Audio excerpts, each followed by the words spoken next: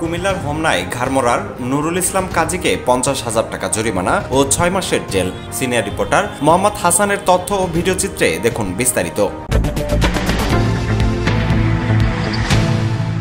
কুমিল্লার হোমনায় ভুয়া কাগজপত্র তৈরি করে বাল্য বিয়ে পড়ানোর অপরাধে ঘাড়মোড়া ইউনিয়নের কাজী নুরুল ইসলামকে 6 মাসের জেল ও 50,000 টাকা জরিমানা করেছে ভ্রাম্যমাণ আদালত। গত 2 মে বৃহস্পতিবার বিকালে ঘাড়মোড়া ইউনিয়নের কাজী অফিসে ভ্রাম্যমাণ আদালতের নির্বাহী ম্যাজিস্ট্রেট ও উপজেলা নির্বাহী অফিসার খামেলিকা চাকমা এ অভিযান পরিচালনা করেন।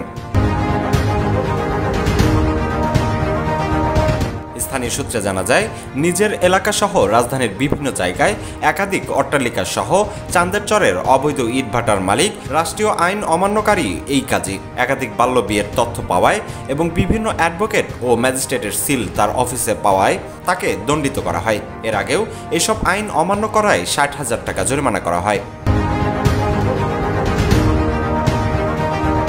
কাজী মোহাম্মদ নুরুল ইসলাম উপজেলার ঘাড়মোড়া ইউনিয়নের ফতেরকান্দি গ্রামের মৃত সিরাজুল ইসলামের ছেলে। বর্তমানে ঘাড়মোড়া গ্রামে বসবাস করেন তিনি।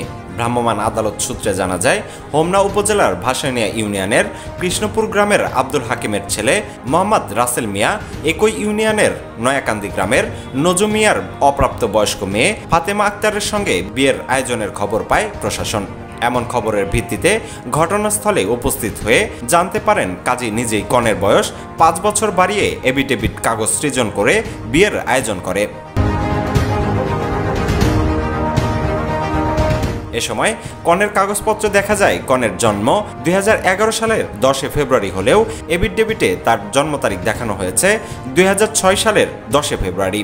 এতে কনের বয়স 13 বছর 2 মাস 22 দিন আর বরের বয়স 24 বছর।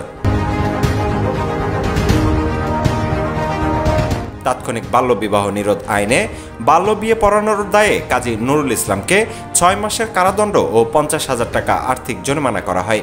তিনি বলেন, জিজ্ঞাসাবাদে কাজী নুরুল ইসলাম বাল্য বিয়ের সহযোগিতার জন্য জাল এফিডেভিট কাগজপত্র তৈরির দায় স্বীকার করেন। পরে তাকে 6 মাসের কারাদণ্ড ও 50,000 টাকা জরিমানা করা হয়। ভ্রাম্যমাণ আদালত পরিচালনায় উপজেলা মহিলা বিষয়ক কর্মকর্তা তানজুম পারভিন নুনা ও হোমনা থানার পুলিশ সদস্যরা সহযোগিতা করেন। হোমনা থানার officer incharge OC Mohammad Joynal Abedin জানান, জরিমানার টাকা আদায় করে কাজীকে আদালতে প্রেরণ করা হয়েছে।